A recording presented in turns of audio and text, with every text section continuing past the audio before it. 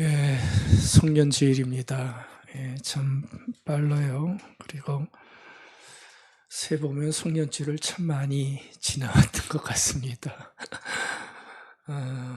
70 넘으신 분들은 70번을 지낸 거고요. 참 많이 보냈던 것 같아요. 그래도 송년주일은 많이 보냈어도 맞이할 때마다 감회가 있는 것 같지 않으세요? 감회를 느끼는 게 훨씬 좋을 것 같습니다. 어떤 마음을 가지면 좋을까, 그런 생각해 봅니다. 제가 글을 쓰는 것보다 참 좋은 마음을 글로 남긴 시 한 편이 있어서 그걸 보면서 한 해를 보낸 우리의 마음에 힘이 됐으면 좋겠습니다. 제가 한번 읽어드릴 테니까, 천천히 읽어드릴 테니까 한번 잘 받으셔서 우리 모두의 마음이 됐으면 좋겠습니다. 또 한 해가 가버린다고 한탄하며 우울해하기보다는 아직 남아있는 시간들을 고마워하는 마음을 지니게 해주십시오.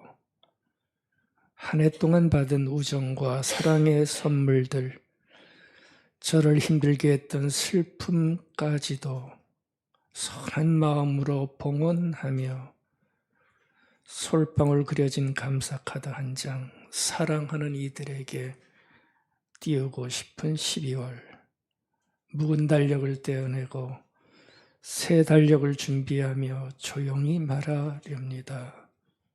가라, 가라 옛날이여, 오라 새날이여. 나를 키우는데 모두가 필요한 고마운 시간들이여. 아멘이죠. 다 나를 키우는 시간들이었다는 것, 힘들었던 것, 좋았던 것, 모든 것들이 다 나를 키우고 있었다는 것 생각하면서 마지막을 보내자라는 노래입니다. 이런 마음이 있으면 좀 마음이 따뜻해질 것 같지요? 한 해의 마지막은 이렇게 보내는 게 좋겠습니다. 오늘 설교 제목에 보면 Good Goodbye, Good Beginning 이렇게 되어 있습니다. 그냥 영어로 썼습니다. 다 영어를 잘하시니까. 근데 한글로 저를 써보니까 아무래도 좀 촌스러워요. 그래서 그냥 모르겠다, 영어로 쓰자. 그랬더니 훨씬 세련돼 보입니다. 폼이 좀 나지요? Good goodbye, good beginning. 좋은 이별, 좋은 출발. 오늘 말씀 제목입니다. 저는 그 앞에 나와 있는 단어 있죠? Good goodbye, good goodbye. 굉장히 인상적인 말입니다. 좀 더 젊은 분들은 요즘 이 노래가 엄청나게 유행하고 있다는 거 좀 아실 거예요. Good goodbye. 근데 이별이 좋다는 거죠. 그렇죠? 이별이 좋다는 겁니다. 여러분들, 이별이라는 것은 사실은 그렇게 좋은 감정일 수가 없을 때가 많죠. 근데 여기는 그 이별이 참 좋더라 이렇게 얘기를 하고 있습니다. 사실 이별은 하나가 아닙니다. 그렇죠? 이별에도 보면 종류가 얼마나 많아요. 이별할 때 아쉬움, 이별도 있고요. 또 어떤 헤어짐은 너무나 시원한 헤어짐도 있죠. 시원하지 않아도 시원섭섭한 이별도 있고요. 어떤 이별은 슬픈 이별도 있고요. 헤어져 놓고 보니 후회가 되는 이별도 있고요. 이별의 종류에도 하나가 아닌 것 같습니다. 그리고 이별 중에는 좋은 이별, 이것도 있을 수 있겠지요. 좋은 이별도 있을 수 있습니다. 여러분들 어떤 이별을 많이 해보셨어요? 아쉬운 이별을 많이 해보셨어요? 아니면 시원한 이별을 많이 해보셨어요? 여기서 굿굿바이 그랬는데 좋은 이별은 뭘까요? 어떤 때 이별하면 좋은 이별이 될까요? 참 많은 경우가 있겠지요. 근데 한마디로 제가 어떻게 정의하면 좋을까 생각하다가 좋은 이별은 단순히 이렇게 생각하면 되지 않을까 생각해 봤습니다. 떠나보내면 좋은 이별, 그렇죠? 떠나보냈는데 그게 좋아요. 그러면 좋은 이별이죠. 여러분들 떠나보내고 좋은 게 있을까요? 없을까요? 있죠. 우리도 사실 많이 경험하면서 살아갑니다. 근데 그런 이별은 좋은 이별이 될 수 있죠. 우리 신앙적으로 얘기하면 상처가 많았을 때, 그렇죠? 또 후회함이 많을 때, 또 미움이 많을 때, 또 나의 자존감이 낮아져서 힘들어하는 나의 열등의식들, 뭐 이런 내면적인 것들도 사실은 우리가 떠나보내야 우리의 삶이 훨씬 좋아지잖아요. 그러니까 이런 것들은 자꾸 끼고 있을 필요가 없어요. 근데 여러분들 이걸 우리가 얼마나 많이 끼고 사는지 모릅니다. 한 해가 가고 한 해가 와도 여전히 그런 것들과 작별을 못 해가지고 그냥 마음을 어둡게 만들 때가 얼마나 많아요. 근데 굿바이 이런 것들과는 이별을 해야, 작별을 해야, 떠나보내야 밝음이 오지 않을까라는 생각을 할 수 있습니다. 그래야 봄이 오죠. 이런 것들을 떠나보내지 않으면 언제나 우리의 마음은 어둠, 그렇죠?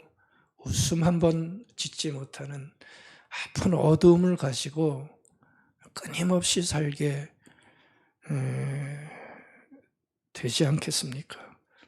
저는 오늘 이 뜻깊은 송구영신의 예배를 통해서 우리 모두 한 해에 가지고 있었던 아픔들, 또 속상함들, 또 어떤 분들에게는 슬픈 일이 있었다면 슬픔들, 이런 것들은 십자가에 믿음을 가지시고 내려놓고 우리 부활의 주님을 바라보면서 새롭게 시작하는 굿 비기닝, 그렇죠? 굿 비기닝 이게 있기를 바라겠습니다.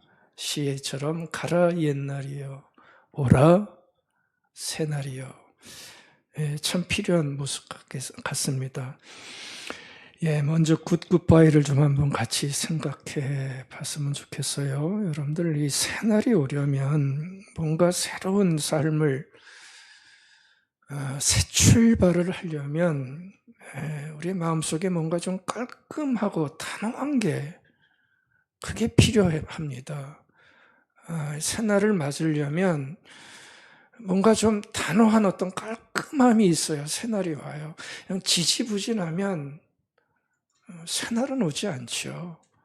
아마 다 동의하실 거예요. 깔끔하다는 건 뭐죠? 버릴 것 있으면 버리자는 겁니다. 그렇죠? 버릴 것 있으면 버려야 거기에서 뭔가 새로움이 싹틀 수 있는 거죠. 여러분들 6절 한번 보시겠어요? 6절에 이런 얘기를 합니다.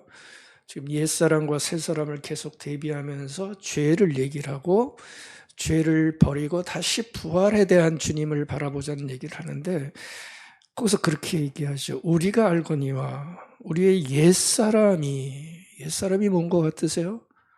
우리의 마음속에서 주님을 그 거부하는 마음들, 그래서 갈등하고 상처받고 후회하고 육신의 열매를 버리지 못하고 맺고 하는 것들, 그렇죠?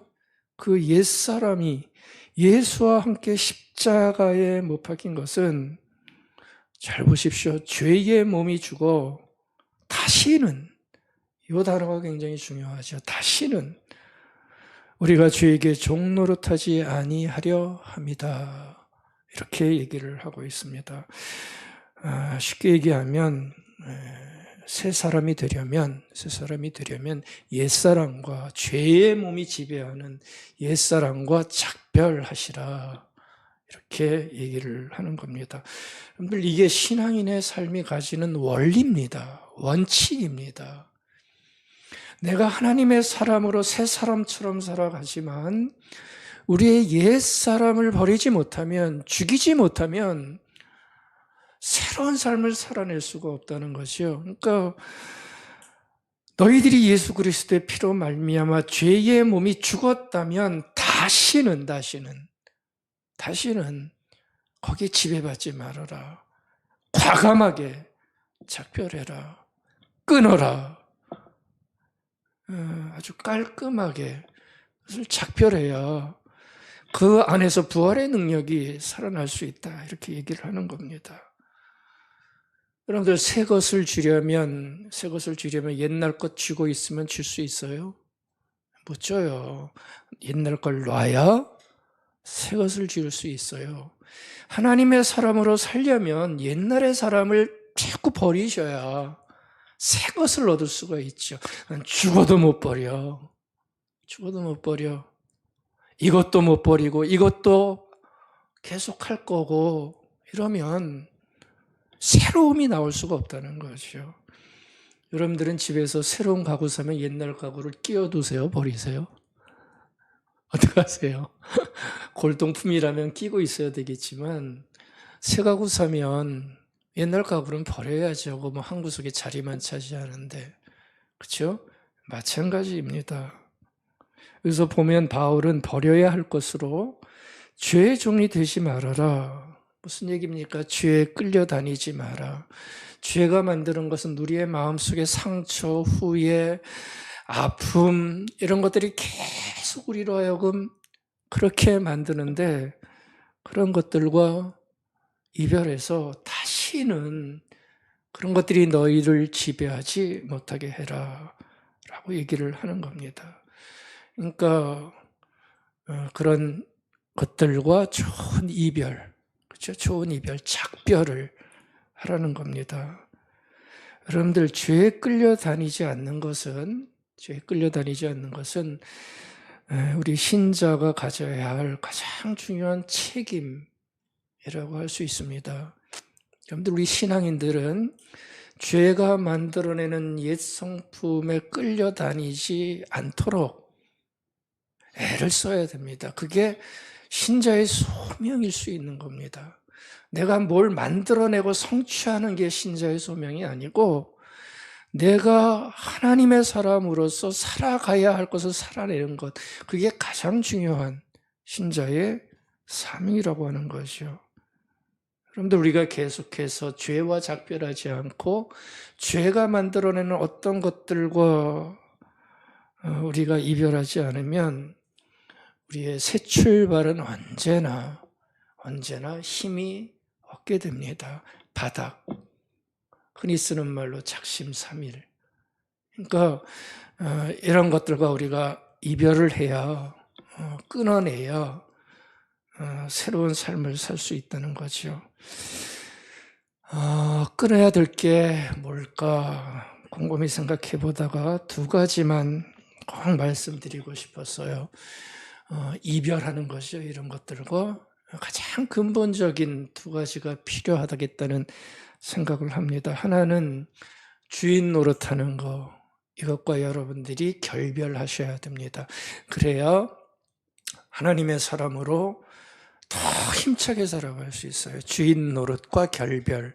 그리고 또 하나는 그 주인 노릇이 우리의 삶을 만들어내는, 주인 노릇하는 것이 우리에게 만들어내는 것 중에 하나, 원망.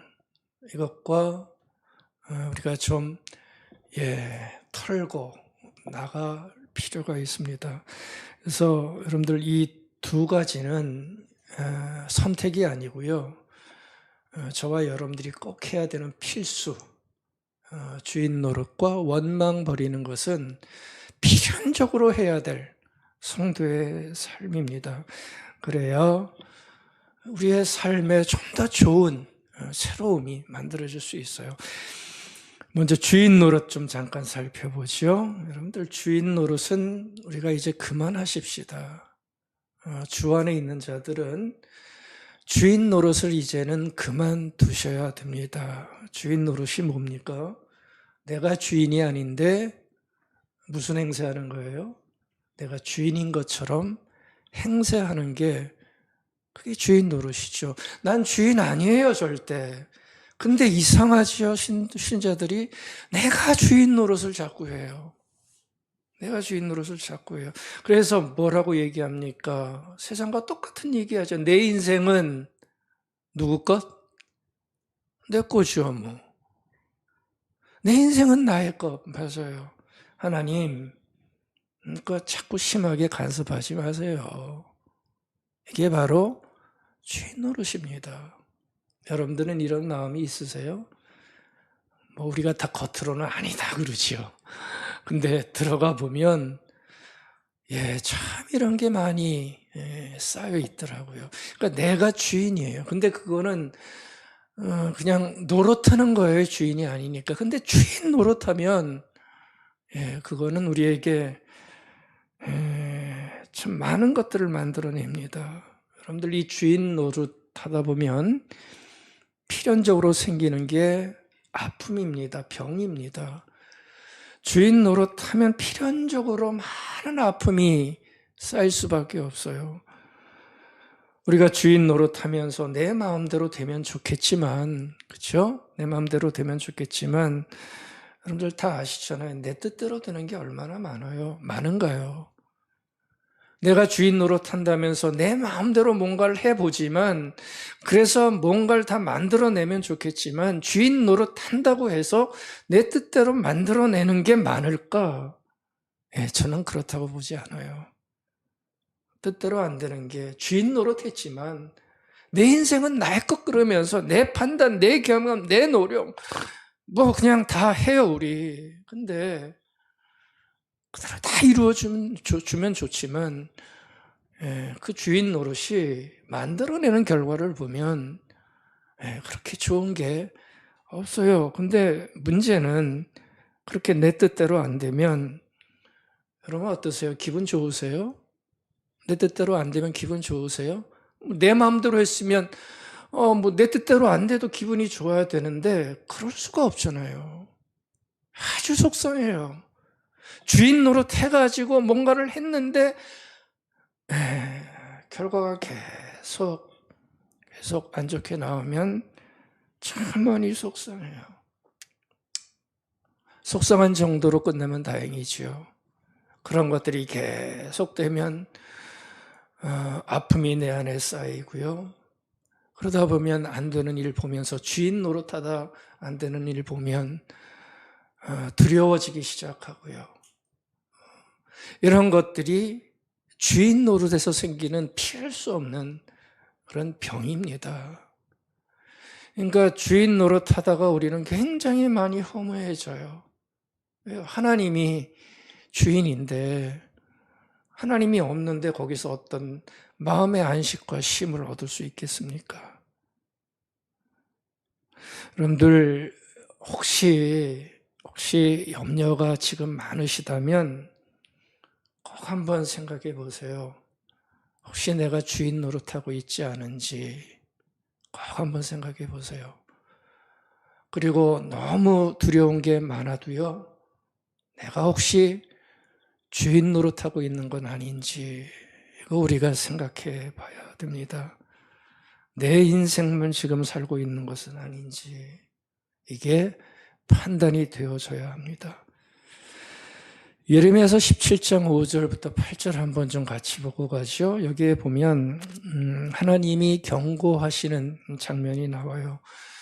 지금 이스라엘은 바벨론의 침공으로 인해서 절체절명의 위기 상황에 있는 때입니다. 그러니까 풍전등화라고 할 수 있는 그와 같은 상황이에요.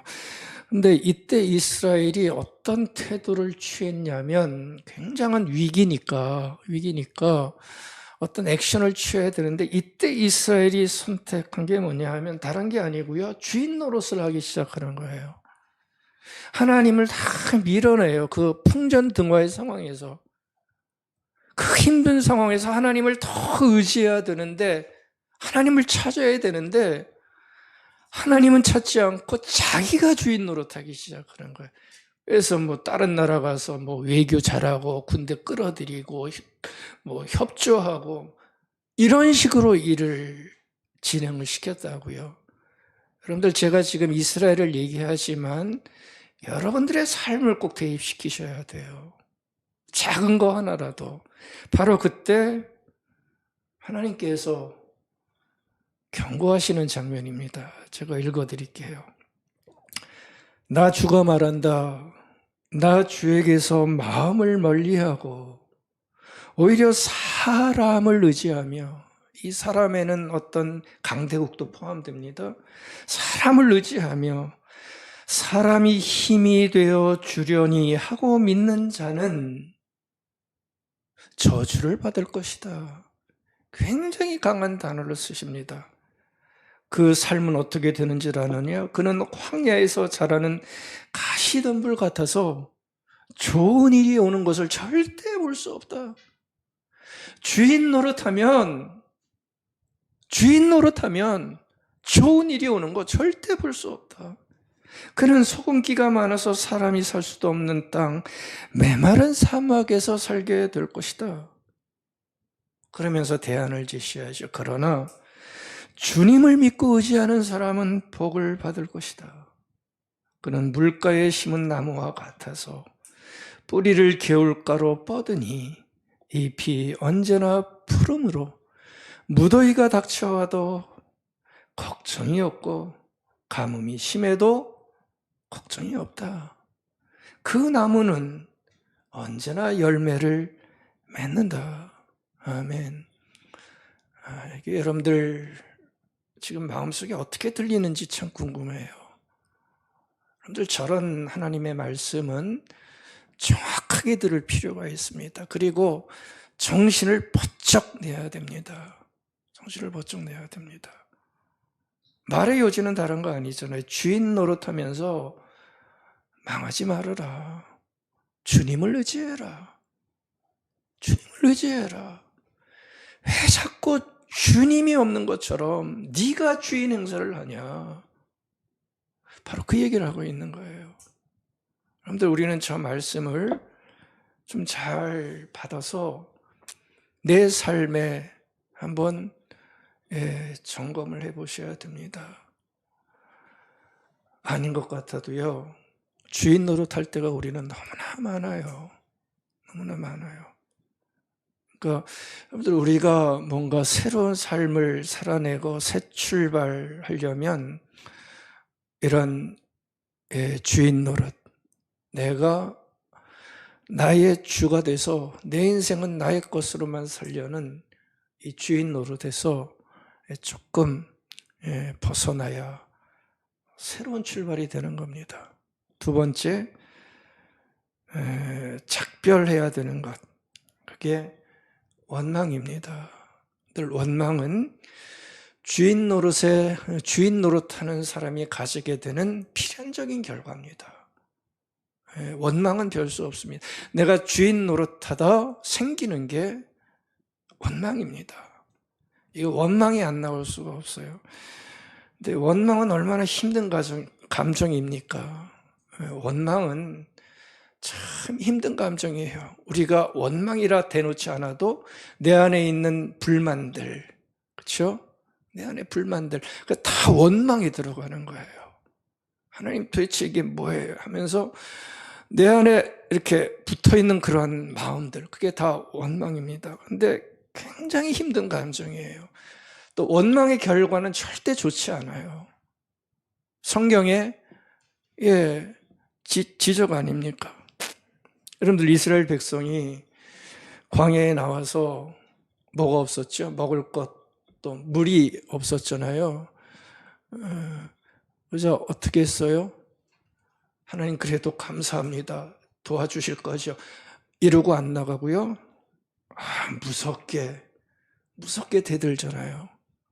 하나님 대들고 그렇게 수고 많이 한 모세를 앞에 놓고 싸잡아가지고 얼마나 원망을 많이 합니까? 이런 곳에 데려다가 우리를 죽게 하려고 그랬니? 우리가 그래도 애굽에 있을 때는 뭐도 먹지 않았느냐? 근데 지금은 아무것도 없지 않느냐? 막 원망이 터져나와요. 여러분들, 원망의 단골 손님이 꼭 있죠. 원망의 단골 손님 누구죠? 하나님. 1번이에요. 그리고 당신. 내 앞에 있는 누군가가 원망의 단골 손님이에요. 원망에 나는 없어요. 그렇죠? 그래서 하나님을 향하여 주인 노릇하다 생긴 일을 가지고 원망을 쏟아붓습니다. 아버지를 떠난 탕자가 집에 돌아왔죠. 그래서 아버지가 너무 좋았어요. 잔치를 베풀어 줍니다. 근데 그 중에 한 명, 누구죠? 형아. 형아는 멀리서보다 벨이 꼬인 거예요. 속상했어요. 그러면서 원망하는 거죠. 뭐라 원망해요? 내가 이렇게 아비를 위해서 수고를 하는데 왜 나는 한 번도 안 알아주는가? 한 번도 안 알아주는가? 원망을 내려놓기 시작합니다. 여러분들 기억하십시오. 원망은 나의 기대가 무너지는 자리에서 쑥쑥 올라오는 독버섯이에요. 한 번 더 할게요. 원망은요, 그냥 자라는 게 아니고 나의 기대가 무너진 곳에서 싹트기 시작하는 독버섯 같은 겁니다. 그래서 특별히 조심하셔야 됩니다. 내가 주인 노릇하다 이루어지지 않는 일이 있을 때는 이 밑에서 원망이 싹 트오를 수 있어요. 그걸 초장에 자르지 않으면 굉장히 무섭게 우리의 삶을 파고듭니다. 끊임없이 화내고요. 끊임없이 억울해하고요. 끊임없이 상처를 입습니다. 하나님을 향하여 자신은 없고 그것을 만들어낸 것 같은 타인을 향하여 끊임없는 아픔을 만들어냅니다. 근데 여러분들, 원망해서 피해보는 사람이 누군지 아시죠? 원망의 최대 피해자는 누군가요? 그렇죠. 자신이에요. 참 아이러니해요. 나는 속상해서 퍼붓는데 원망은 하면 할수록 피해는 내가 받아요. 얼마나 아픈 모습입니까? 아주 멋있는 말 누가 남겼어요. 원망은 내가 독약을 마시고 그놈이 죽기를 기다리는 어리석음이다. 이렇게 얘기했습니다. 그렇죠? 독약은 누가 마시는 거예요? 자기가 마셔놨고 그놈이 죽기를 기다리니 이게 이 어리석은 거죠. 내가 큰 원망을 쏟아붓지만 죽는 건 누구예요? 내가 죽어요. 독약을 마셨으니까. 저놈은 안 죽어요. 얼마나 어리석은 거예요. 근데도 우리는 이 어리석은 행동을 끊임없이 무한반복. 이 나이 되기까지 무한반복. 우리 조금 젊으신 분들은 일찍 끊으십시오. 훨씬 좋습니다. 아멘도 안 하시네. 여러분들, 원망은 남는 장사가 아니에요. 꼭 기억합시다. 원망은 절대 남지 않아요. 언젠가는 터져요. 그러니까 우리가 힘들 때 원망하지 마라 하면 참 속상한데요. 그래도 생각하셔야 돼요. 나의 불만을 생각하셔야 돼요. 원망을 어떻게 또 안 할 수가 있겠어요. 하지만 잠깐으로 좋게해야 됩니다. 끌려가면 힘든 건 나지 다른 사람이 힘들지 않습니다. 여러분들, 이 원망은 훨훨 떠나보내야 돼요. 그렇게 작별해야 우리의 마음이 가벼워져서 새해가 돼도 새로운 출발을 할 수 있지. 여러분들 묵은 원망 떠나보내지 않는데 마음이 무거운데 무슨 결심을 합니까? 무슨 새로움이 있습니까? 될 수가 없잖아요. 원망은 떠나보내야 돼요. 어떻게 떠나보내면 좋을까요? 시편에 보면 시편 기자들이 얼마나 잘 보여줍니까? 시인들 탄식 많이 했죠. 때로는 원망 많이 했어요. 근데 그게 오래가지 않았어요. 잠깐 하고 누구에게 돌아서요? 하나님 앞에 나아가 탄원하기 시작해요. 자기의 아픔을 사람에게가 아니라 하나님을 향하여 하나님을 찾으면서 자신의 아픔을 토로하기 시작해요. 정말 우리가 배워야 되는 삶의 모습입니다. 여러분들 아픔이라고 하는 것을 사람에게 쏟아부으면 그게 바로 원망이 되는 거예요. 하지만 하나님에게 쏟아부으면 그건 기도가 되는 거죠. 아멘. 우리의 삶의 처세입니다. 아픔이 있을 때마다 혼자 뭐라 그러니까 꼭 옆에 누가 있지요? 제일 가까운 사람이 손해봐요. 그러니까 막 쏟아봐요. 그러면 그게 원망이 되는 거예요. 근데 그 아픔을 하나님을 향하여 가지고 가면 기도가 되는 거죠. 여러분들 이 원리를 좀 잘 깨달았으면 좋겠습니다. 저는 그런 얘기 드리는 게 아니에요. 원망과 우아하게 작별할 수 있다. 그런 말씀 드리고 싶지 않아요. 굉장히 아픈 상황입니다. 그렇지만 자신을 정말 위하신다면, 그리고 자기 주변에 있는 사람들을 위하신다면 이거는 이별하셔야 돼요. 그럴 때 아름다운 것들이 조금씩 만들어져 갈 수 있습니다. 바로 이런 것들을 우리는 굿바이라고 할 수 있을 것 같아요.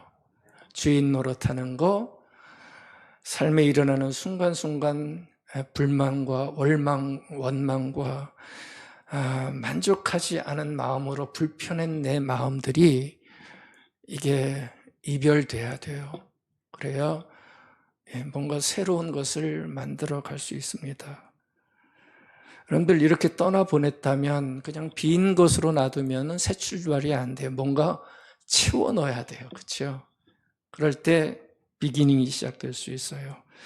여러분들 내 인생은 내 거야 라고 하는 주인 노릇과 작별을 했다면 그 다음은 뭐가 와야 되지요? 내 인생은 내 거야. 작별 힘들지만 했어요. 그럼 그 다음에 뭐가 와야 그게 작별되겠어요? 내 인생은 주님의 것. 이게 콱 하고 나에게 박혀야 돼요. 이게 내 빈자리를 채워놓지 않으면 또다시 나와요. 내 인생은 나의 것. 그러니까 그걸 없애고요. 내 인생은 주님의 것. 이게 차 있어야 됩니다. 8절입니다. 만일 우리가 그리스도와 함께 죽었으면, 그렇죠? 버렸어요. 죽었으면 그와 함께 살 줄을 믿으니, 그렇죠? 무슨 얘기입니까? 작별했다면 누구와 함께 살라는 것을 믿으라는 거예요. 그분과 함께, 주님과 함께 살라는 거예요. 이제는 네가 주인 노릇하지 말고 너를 위해 목숨 버리고 부활하사 새로운 생명을 주신 그 주님과 함께 살라는 거죠. 늘 이게 우리의 굿 비기닝에 꼭 있어야 되는 요소입니다. 절대 좋은 출발은 나에게서 시작되면 안 돼요. 주님과 함께, 나의 주님과 함께 내 인생의 삶을 살아낼 때 거기서 새로운 것이 만들어질 수 있는 거죠. 여러분들, 우리는 내가 주인이 아닙니다. 다른 사람들은 내 인생 나의 것이지만 신앙의 삶을 살아가기로 우리가 결심하고 이 길을 따른다면 이거는 놓치면 안 됩니다. 내 인생은 내 것이 아니다. 주님의 것이다. 그러니까 주님의 것이니 그분의 말씀을 따라야 되는 거고요. 주님을 신뢰해야 되는 거고요. 내 마음에 좀 안 맞아도 말씀으로 나에게 가르쳐 주시면 이 길이 맞지. 그렇게 순종하여 따라가는 거고요. 이런 좀 끝낙진 명령에 대한 이런 순종이 우리에게 필요합니다. 그래서 지혜자가 잠언 16장 9절에서 그런 얘기하지요. 사람이 마음으로 자기의 길을 계획할지라도, 그렇죠? 이게 어쩌면 주인 노릇일 수 있어요. 근데 그렇게 계획해도 어떻다고요? 그의 걸음을, 그의 인생을 인도하시는 이는 네가 아니고 나다, 여호와다. 아멘. 예, 얼마나 귀한 인생의 지침입니까? 네가 아무리 너의 길을 계획해도 초 단위로, 분 단위로, 날 단위로, 달 단위로 너의 인생을 계획해도 그냥 계획으로 끝내고 결국 너의 걸음을, 인생을 인도하시는 분은 하나님이다. 만만치 않은 고백이지만 이게 계속 우리 안에 살아있어야 됩니다. 그러니까 결국 무슨 얘기입니까? 내가 열심히 하는 것만으로는 안 된다, 그 얘기예요. 그렇죠? 내가 열심히 하는 것만으로는 안 돼요. 내 열심이 중요하지만 그것만으로는 안 돼요. 그것만으로는 안 돼요. 인도하시는 주님이 함께 해야 된다는 거죠. 그래야 긴 인생길을 살아가면서 하나하나 그것을 체험하고 감사할 수 있게 되는 거예요. 이 믿음이 없으면 우리는 너무 단기적인 인생을 사는 거예요. 순간적인 인생을 살 수밖에 없어요. 1차원적인 삶이지요. 뜻대로 되면 호호 즐겁다가 조금만 어려움이 당하면, 조금만 뜻대로 안 되면 인생 다 산 것처럼 생각하는데 그러지 말라. 우리의 전 인생을 인도하시는 분은 하나님이다. 실패 속에 성공이 있고 실패 속에 하나님의 성숙이 있다. 우리가 다 그렇게 사실 살아온 사람들입니다.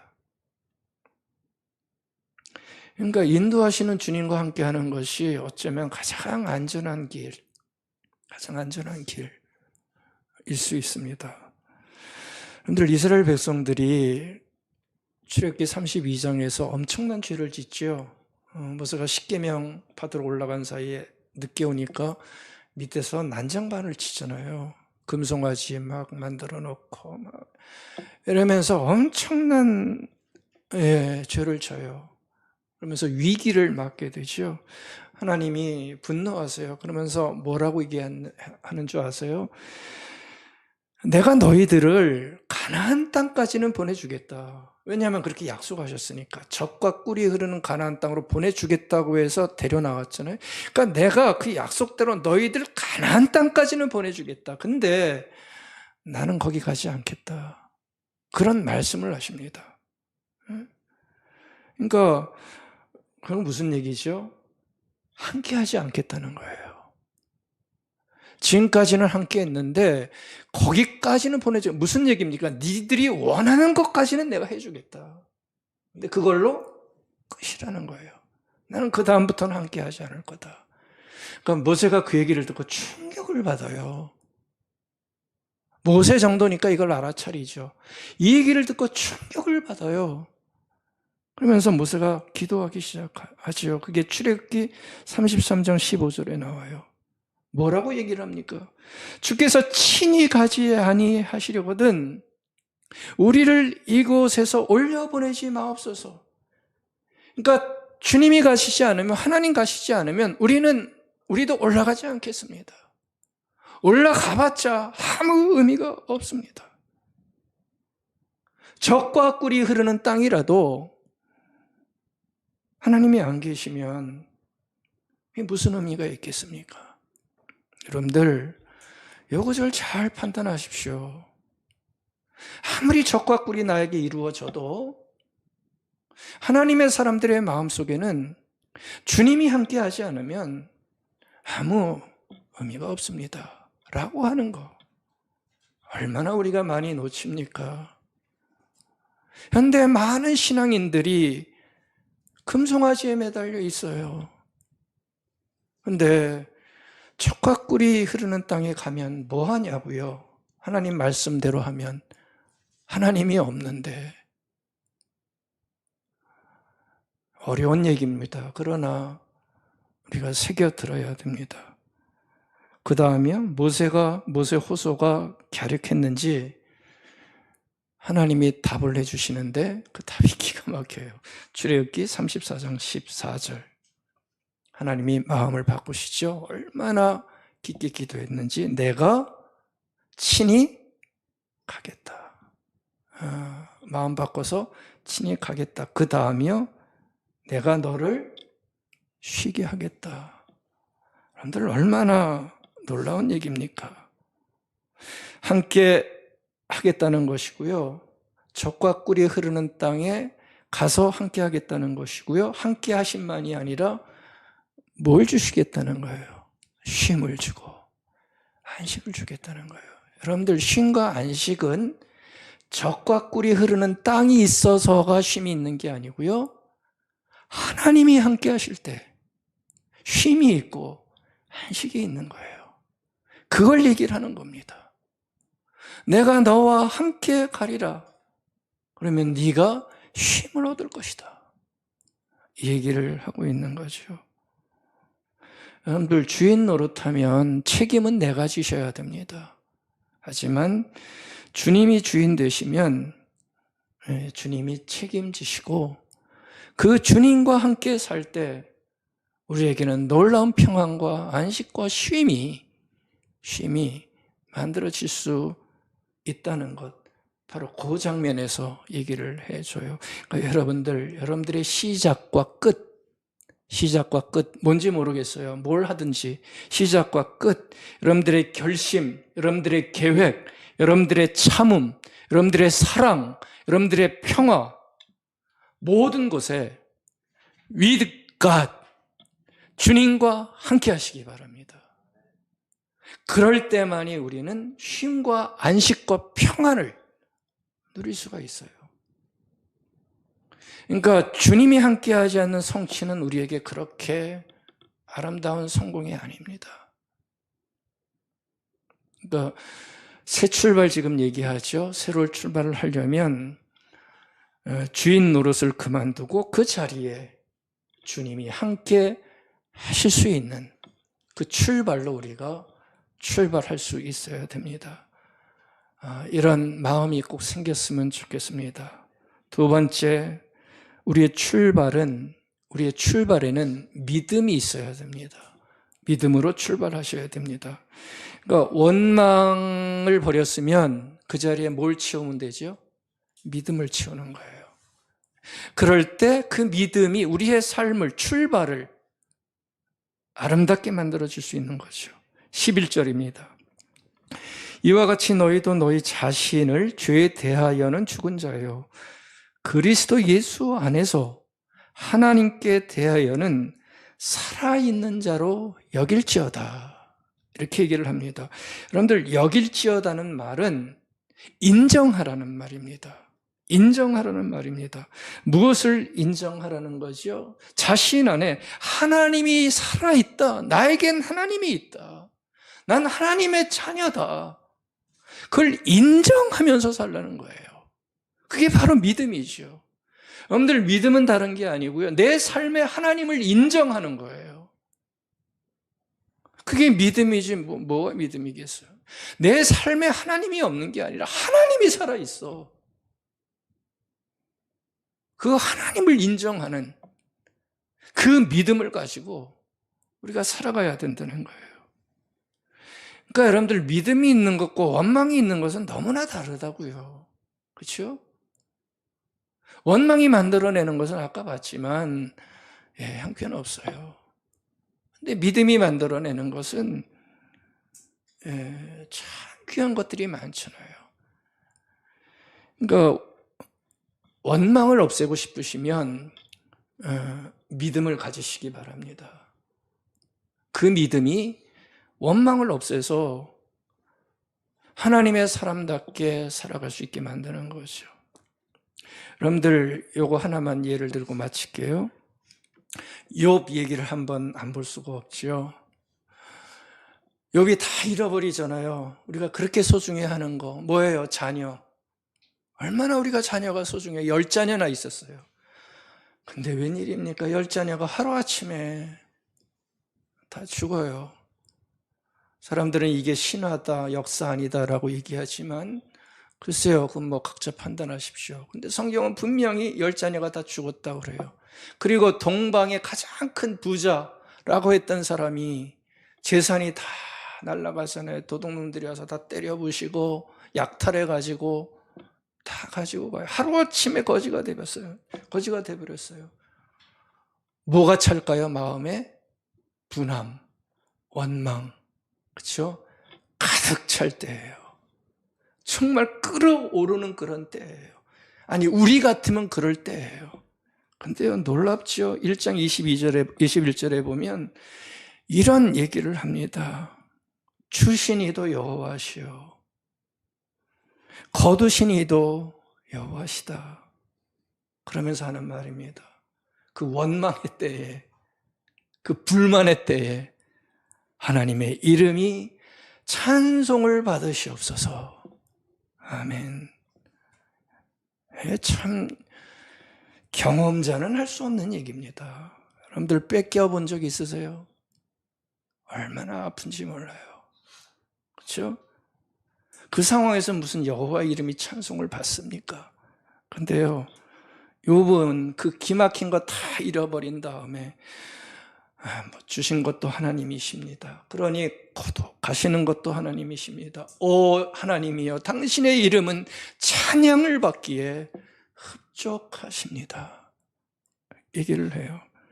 그러니까 이런 말을 하려면 딱 두 가지인 것 같아요. 제정신이 아니든지, 그렇죠? 아니면 제정신을 초월했든지, 둘 중에 하나예요. 여러분들은 어느 쪽을 가지고 싶으세요? 난 초월하지 않고 여러분들 욥은 정신이 나간 게 아니고요, 모르겠어요. 믿음을 가지고 그 모든 상황을 넘어간 모습으로 우리에게 등장합니다. 물론 욥에게는 고통이 있었어요. 뒤에 계속 보면. 그러나 그 마음을 잃지 않았기에 하나하나 고비고비마다 해결해 나간 것을 볼 수가 있습니다. 욥은 그 마음 하나만은 변치 않았던 거예요. 어떤 상황에서도 나는 하나님을 인정하겠다. 그렇죠? 어떤 상황에서도 하나님을 인정하겠다. 주신 거 하나님, 거두신 것도 하나님. 정말 이해하기 힘들 수 있지만 나는 하나님의 절대 주권을 나는 믿겠다, 인정하겠다. 이것을 놓지 않았던 것 같습니다. 무서운 얘기지만 필요한 고백이고요, 우리가 가져야 되는 신앙의 중심입니다. 발걸음을 인도하시는 분은 하나님이시다. 하나님의 절대 주권, 그것을 욥은 발견했던 것 같아요. 그래서 여러분들 어떤 삶의 상황에서 하나님을 인정하면 믿음이 나오고요, 하나님을 인정하지 못하면 뭐가 나오겠어요? 원망, 끊임없는 원망이 나올 수 있습니다. 요즘 원망이 부쩍 많아지셨나요? 그러면 돌아서시기 바랍니다. 믿음으로. 절대 쉽다고 얘기하는 건 아닙니다. 거두어 가실 때 믿음을 가진다는 것은 아픈 일이에요. 그러나 하나하나 극복해 나가시기를 우리 하나님은 원하십니다. 여러분들 그래서 주어를 잘 선택하셔야 돼요. 주어가 이런 힘들 때 저놈이 되면, 주어가 저놈이 되면 틀림없이 원망이 나와요.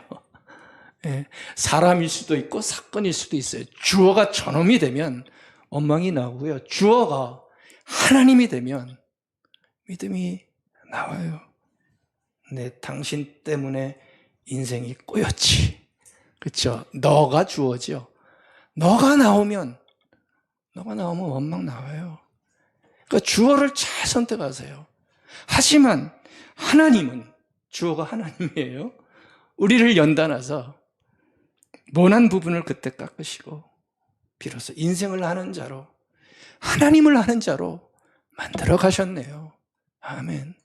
주어가 하나님이 돼야 우리의 인생의 새 출발이 만들어질 수 있습니다. 원망은 철저히 과거에 우리를 묶습니다. 아픈 과거에 우리를 탁 묶어놔요. 거기서 꼼짝 못하게 만드는 특성이 있습니다. 이거 풀려면 마음 다해서 하나님을 인정하고 믿으셔야 됩니다.